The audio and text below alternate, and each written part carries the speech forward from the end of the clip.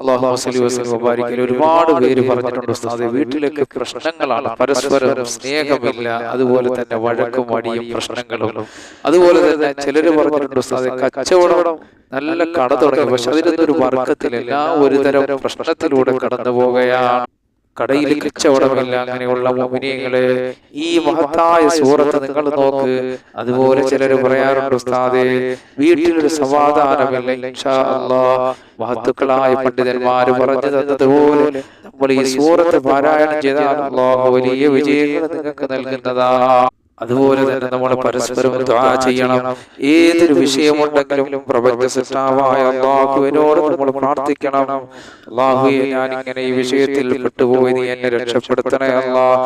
അതുപോലെ പരസ്പരം ദുആ കൊണ്ട് വസിയത്ത് ചെയ്യണം. മുഅ്മിനീങ്ങളെ, ഞാൻ നിങ്ങളോട് ദുആ കൊണ്ട് വസിയത്ത് ചെയ്ത് എനിക്കും എന്റെ കുടുംബത്തിനും നിങ്ങൾ എപ്പോഴും ദുആ ചെയ്യണം. ഞാൻ നിങ്ങൾക്കും നിങ്ങളുടെ കുടുംബങ്ങൾക്ക് വേണ്ടിയും എല്ലാ സദസ്സുകളിലും ഞാൻ ദുആ ചെയ്യുന്നതാണ്.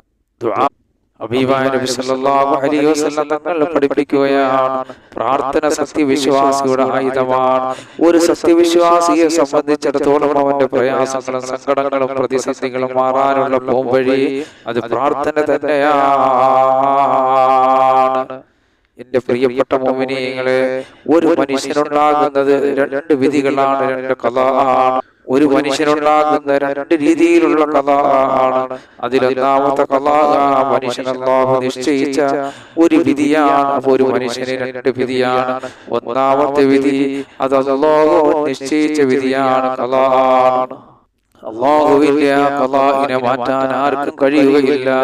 എന്നാൽ മറ്റൊരു ഖളാഉണ്ട്, മറ്റൊരു വിധിയുണ്ട്. പ്രിയപ്പെട്ട മുഅ്മിനീങ്ങളെ, മുഅല്ലഖായ ഖളാആണെങ്കിൽ പ്രാർത്ഥനകൾ കൊണ്ട് അദ്ദേഹത്തിന്റെ വിധിയെ മാറ്റി എഴുതാമെന്ന് ആദരവായ നബി സല്ലല്ലാഹു അലൈഹി വസല്ലം തങ്ങൾ പഠിപ്പിക്കുകയാണ്. അല്ലേ? പ്രാർത്ഥന കൊണ്ട് നമുക്ക് അല്ലാഹു വിധിച്ചിട്ടുള്ളതിനെ നമുക്ക് മാറ്റി എഴുതിപ്പിക്കാൻ കഴിയുന്നതാണ്. അതുകൊണ്ട് നമ്മൾ എപ്പോഴും പരസ്പരം ദുആ കൊണ്ട് വസിയത്ത് ചെയ്യണം, പരസ്പരം പ്രാർത്ഥനകൾ കൊണ്ട് വസിയത്ത് ചെയ്യണം. അല്ലേ? നമ്മളെ മുൻഗാമികളൊക്കെ അങ്ങനെയായിരുന്നു. നമ്മളെ മുൻഗാമികൾ ആരെ കണ്ടാലും ദുആ ചെയ്യണേ, ദുആ ചെയ്യണേ എന്ന് പറയാറുണ്ടായിരുന്നു. അതുകൊണ്ട് എന്റെ പ്രിയപ്പെട്ട മുഅ്മിനീങ്ങളെ, പരസ്പരം ദുആ നിങ്ങൾ വർദ്ധിപ്പിക്കണേ. അത് വലിയ ഐശ്വര്യമുള്ളൊരു കാര്യമാണ്. ഇനി പ്രാർത്ഥന എങ്ങനെയായിരിക്കണം? വളരെ വിനയത്തോടുകൂടി അല്ലാഹുവിനോട് നമ്മൾ ദുആ ചെയ്യണം. നമ്മൾ നല്ല വിനയത്തോടുകൂടി അല്ലാഹുവിനോട് നമ്മൾ പ്രാർത്ഥന നടത്തണം. അപ്പൊ പ്രാർത്ഥന നടത്തേണ്ടത് നാം പ്രാർത്ഥിക്കുമ്പോൾ ആ പ്രാർത്ഥന അല്ലാഹു പരിഗണിക്കില്ല എന്നുള്ള ചിന്ത ഒരു സത്യവിശ്വാസിയുടെ മനസ്സിൽ പാടില്ലാത്തതാണ്. പ്രശ്നം ചിലർ പറയുമോ, പ്രാർത്ഥിച്ചിട്ടൊന്നും ഒരു കാര്യമില്ല.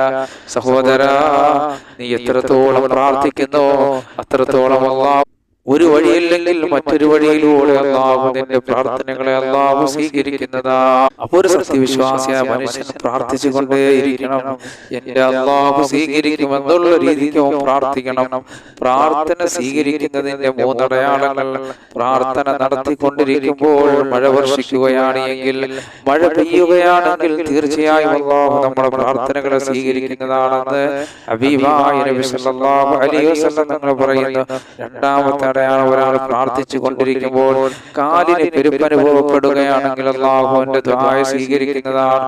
മൂന്നാമത്തെ അടയാളം, ഒരു സത്യവിശ്വാസി ദുആ ചെയ്ത് കൊണ്ടിരിക്കുമ്പോൾ അയാൾ കൃത്രിമമായി ഉണ്ടാക്കിയെടുത്തതല്ല, അവനറിയാതെ കണ്ണിൽ നിന്നും കണ്ണുനീരിങ്ങനെ ഒലിച്ചിറങ്ങിയാൽ അവൻ അറിയാതെ ഇങ്ങനെ അല്ലാഹുവുമായി ലയിച്ചുകൊണ്ട് തന്നെ അവന്റെ കണ്ണിൽ നിന്ന് കണ്ണുനീരിങ്ങനെ ഒലിച്ചു വരികയാണ്. ആത്മീയ ഭക്തിയിലൂടെ അവന്റെ കണ്ണിൽ നിന്ന് കണ്ണീര് വന്നാൽ അല്ലാഹു ആ ദുആ സ്വീകരിച്ചതിന്റെ അടയാളമാണ്. എന്റെ പ്രിയപ്പെട്ട മുഅ്മിനീങ്ങളെ, പ്രിയപ്പെട്ട സത്യവിശ്വാസികളെ, ഞാനിത് പറഞ്ഞത് പരസ്പരം നമ്മൾ ദുആ എപ്പോഴും ദുആ വർദ്ധിപ്പിക്കണം. ആരെ കണ്ടാൽ ദുആ ചെയ്യണം എന്ന് പറയണം. ഇനി ഒരു ചെറിയ സൂറത്തിനെ ഞാൻ നിങ്ങൾക്ക് പരിചയപ്പെടുത്താൻ പോകുകയാണ്. ഹബീബായ നബി സല്ലല്ലാഹു അലൈഹി വസല്ലം തങ്ങൾക്ക് സന്തോഷം കൊടുത്ത ഒരു സൂറത്താണ്. അതുകൊണ്ട് തന്നെ സന്തോഷത്തിന്റെ സൂറത്ത് സുറൂർ എന്ന് മഹാന്മാര് ഇതിന് പേര് വയ്ക്കപ്പെട്ടിട്ടുണ്ട്. സുബ്ഹാനല്ലാഹ്. എന്റെ പ്രിയപ്പെട്ട മുഅ്മിനീങ്ങളെ, ഈ സൂറത്ത് നമുക്ക് സന്തോഷങ്ങൾ കൊണ്ട് തരുന്നൊരു സൂറത്താണ്. ഈ സൂറത്ത് കൊണ്ട് നമുക്ക് എന്തെല്ലാം നേടിയെടുക്കാൻ പറ്റുമെന്ന് നമുക്ക് നോക്കാം. ഒരുപാട് ഗുണങ്ങളുണ്ട്. എന്തെല്ലാം നമുക്ക് നോക്കാം. എന്ന് പലരും നേരിടുന്ന ഒരു പ്രശ്നമാണ് തമ്മിൽ പിണക്കങ്ങൾ, പരസ്പര പിണക്കങ്ങൾ, കലഹങ്ങൾ, വീടുകളിൽ പരസ്പര പിണക്കങ്ങൾ, ഭർത്താവ് ഭാര്യയോട് പിണക്കം, സഹോദരങ്ങൾ തമ്മിൽ പിണക്കം, മക്കൾ മാതാപിതാക്കൾ പിണക്കം. അപ്പൊ ഒരു വീട്ടിൽ തന്നെ പ്രശ്നങ്ങളാണ്, പല പല പ്രശ്നങ്ങളാണ്. പിണക്കങ്ങളൊക്കെ മാറാൻ വേണ്ടി, സൗഹൃദമാകാൻ വേണ്ടി, ഈ പിണങ്ങി ഇരിക്കുന്നവർ തമ്മിൽ അടുക്കാൻ വേണ്ടിയിട്ട് മഹാന്മാര് നമുക്ക് പറഞ്ഞു തരുകയാണ്. പിണക്കം മാറാൻ ഒരു ദിവസം ഞാൻ ഈ പറയാൻ പോകുന്ന സൂറത്ത് ഒരു 11 പ്രാവശ്യം വെച്ച് അങ്ങനെ 7 ദിവസം നിങ്ങൾ പാരായണം ചെയ്യുക. നിങ്ങൾ ഓതോടുകൂടി തന്നെ ഈ സൂറത്ത് നിങ്ങൾ പാരായണം ചെയ്യണം. അപ്പോഴ് നമ്മൾ ആരോടാണോ മിണ്ടേണ്ടിയുള്ളത് അവരോട് മിണ്ടാൻ വേണ്ടിയിട്ട് ഒതുവെടുത്തുകൊണ്ട് കിബിലയ്ക്ക് നേരെ തിരിഞ്ഞിരുന്നുകൊണ്ട് അവരെ മനസ്സിൽ കരുതി, പിണങ്ങിയിരിക്കുന്നവരെ മനസ്സിൽ കരുതിയിട്ട് 11 പ്രാവശ്യം 7 ദിവസം നമ്മൾ ഓതണം. എന്നിട്ട് ആത്മാർത്ഥമായി ദുആ ചെയ്യുക. ഇങ്ങനെ ഓതുമ്പോൾ വലിയ മാറ്റം അല്ലാഹു നൽകുന്നതാണ്. രണ്ടുപേരുടെയും ഹൃദയങ്ങളിലേക്ക് അല്ലാഹു സുബ്ഹാനഹു വ തആല സ്നേഹം വിട്ടു നൽകുന്നതാണ്. പിശാചിന്റെ ശർറിൽ നിന്ന് അല്ലാഹു അവനെ കാക്കുന്നതാണ്. സ്ത്രീകളൊക്കെ ഒറ്റയ്ക്ക് താമസിക്കുന്ന വീടുകളിൽ കാണാം. അവരുടെ ഭയങ്ങൾ മാറ്റാനും അല്ലാഹുവിന്റെ കാവൽ ലഭിക്കാനും മഗ്രിബ് നമസ്കാര ശേഷം 3 വട്ടം ഈ സൂറത്ത് പാരായണം ചെയ്താൽ ഇൻഷാ അല്ലാഹ് അല്ലാഹുവിന്റെ കാവലുണ്ടാകുന്നതാണ്. അവർ ഒറ്റയ്ക്ക് താമസിക്കുന്നവർ മഗ്രിബിന് ശേഷം 3 വട്ടം ഞാൻ ഈ താഴെ പറയാൻ പോകുന്ന സൂറത്ത് 3 വട്ടം നിങ്ങൾ ഓതണം. ഓരോ മുഅ്മിനീങ്ങളും ഇതിന്റെ മഹത്വങ്ങൾ മനസ്സിലാക്കാൻ വേണ്ടിയിട്ടാണ്. വ്യത്യസ്തമാണ് ആൾക്കാർ, അവർക്ക് വ്യത്യസ്ത ആവശ്യങ്ങളാണ്. 3ാമത്തെ നേട്ടം നോക്കൂ, ഈ സൂറത്ത് പതിവാക്കിയാൽ ജീവിതത്തിൽ എപ്പോഴും സന്തോഷമായിരിക്കുമെന്ന് മഹാന്മാര് പഠിപ്പിക്കുകയാണ്. 4ാമത്തെ നേട്ടം, ഒരുപാട് ആളുകൾ സാമ്പത്തിക ബുദ്ധിമുട്ടുകൾ അനുഭവിക്കുന്നവരുണ്ട്. അങ്ങനെയുള്ള ആളുകൾ എല്ലാ 5 വഖ്ത് ഫർദ് നമസ്കാരങ്ങൾക്ക് ശേഷവും 17 വട്ടം 11 ദിവസം പാരായണം ചെയ്യുക. അഥവാ സാമ്പത്തികമായി ബുദ്ധിമുട്ടുന്ന ആൾക്കാർ ഇൻഷാ അല്ലാഹ് ഈ സൂറത്ത് എല്ലാ വഖ്തിന് ശേഷവും എല്ലാ ഫർദ് നമസ്കാരങ്ങൾക്ക് ശേഷവും 17 വട്ടം 11 ദിവസം പാരായണം ചെയ്യുക. ഇതൊരു ചെറിയ സൂറത്താണ്, കുറച്ച് സമയം മതി ഓതാൻ. അങ്ങനെ നിങ്ങൾ ഓതുകയാണെങ്കിൽ സമ്പത്തിൽ അല്ലാഹു വർദ്ധനവ് നൽകുന്നതാണ്. പടച്ചവൻ വലിയ ഐശ്വര്യങ്ങൾ നൽകുന്നതാണ്. എവിടെ നിന്നെങ്കിലും ഖാലിഖായ റബ്ബ് സുബ്ഹാനഹു വ തആല നിങ്ങളുടെ അടുക്കലേക്ക് അല്ലാഹു സമ്പത്ത് എത്തിക്കുന്നതാണ്. അപ്പോൾ ഇത് ഓതുമ്പോൾ നല്ല ഇഖ്ലാസോടെ ഓതണം. പടച്ചവനെ, നിന്റെ പരിശുദ്ധ ഖുർആൻ ഈ സൂറത്ത് കൊണ്ട് റസൂലുള്ളാഹിനെ നീ സന്തോഷിപ്പിച്ചവനാണ്. അതുകൊണ്ട് റബ്ബേ, എനിക്ക് നീ ദാരിദ്ര്യം എന്ന മഹാവിപത്തിൽ നിന്ന് എന്നെ രക്ഷപ്പെടുത്തി സമ്പത്തിന്റെ വഴികൾ വിശാലമാക്കണേ അല്ലാഹ്. നല്ല ഇഖ്ലാസോടെ ഓതണം സൂറത്ത്. ഇൻഷാ അല്ലാഹ് സൂറത്ത് ഞാൻ താഴെ പറയുന്നതാണ്. 5ാമതായി കിട്ടുന്ന നേട്ടം മഹാന്മാര് പറയുന്ന കച്ചവട സ്ഥാപനങ്ങളിൽ ഒരുപാട് പേര് പറയുന്നുണ്ട്, ഉസ്താദേ കച്ചവടം തുടങ്ങിയിട്ടൊരു ബർക്കത്തില്ലെന്ന്.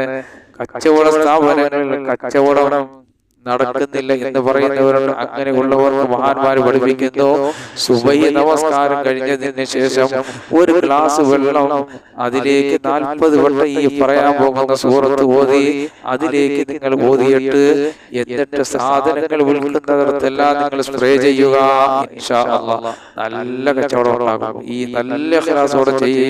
അത്ര മഹത്വമുള്ളൊരു സൂറത്താണ്. 6ാമതായുള്ള മഹത്വം, നമ്മളിൽ ഒരു സാധനം കാണാതെ പോവുകയാണെങ്കിൽ അല്ലെങ്കിൽ എന്തെങ്കിലും മറന്നു പോവുകയാണെങ്കിൽ അത് തിരിച്ചു കിട്ടാൻ വേണ്ടി ഈ സാധനത്തിനെ മനസ്സിൽ കരുതിയിട്ട് ഈ സൂറത്ത് 3 വട്ടം പാരായണം ചെയ്യുക. എന്നിട്ട് നമ്മൾ ആ സാധനം തിരഞ്ഞാൽ നമ്മുടെ കണ്ണിൽ അല്ലാഹു കാണിച്ചു തരുന്നതാണ് ഇൻഷാ അല്ലാഹ് എന്ന് മഹാന്മാര് പറഞ്ഞിട്ടുണ്ട്. 7ാമതായി കിട്ടുന്ന നേട്ടം, സുബഹി നമസ്കാരം കഴിഞ്ഞതിന് ശേഷം മഗ്രിബ് നമസ്കാര ശേഷവും 7 വട്ടം ഈ സൂറത്തിനെ പാരായണം ചെയ്താൽ ആ വീട്ടിൽ കള്ളൻ കള്ളന്റെ ശല്യം ഉണ്ടാവുകയില്ല.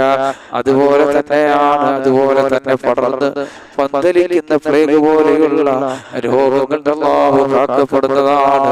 മുഅ്മിനീങ്ങളെ, ക്യാൻസർ രോഗം, കിഡ്നി രോഗം, വൈദ്യൂവർ കുഷ്ഠം, അല്ലാഹുവേ സകല രോഗങ്ങളിൽ ഞങ്ങളെ കാക്കണേ അല്ലാഹ്. ഈ സൂറത്തൊക്കെ നിങ്ങളെ മോഹനങ്ങൾ നിങ്ങൾ പാരായണം ചെയ്താൽ അല്ലാഹു അങ്ങനെയുള്ള രോഗങ്ങളിൽ നിന്നൊക്കെ പടച്ചോൻ നിങ്ങളെ രക്ഷപ്പെടുത്തുന്നതാണ്.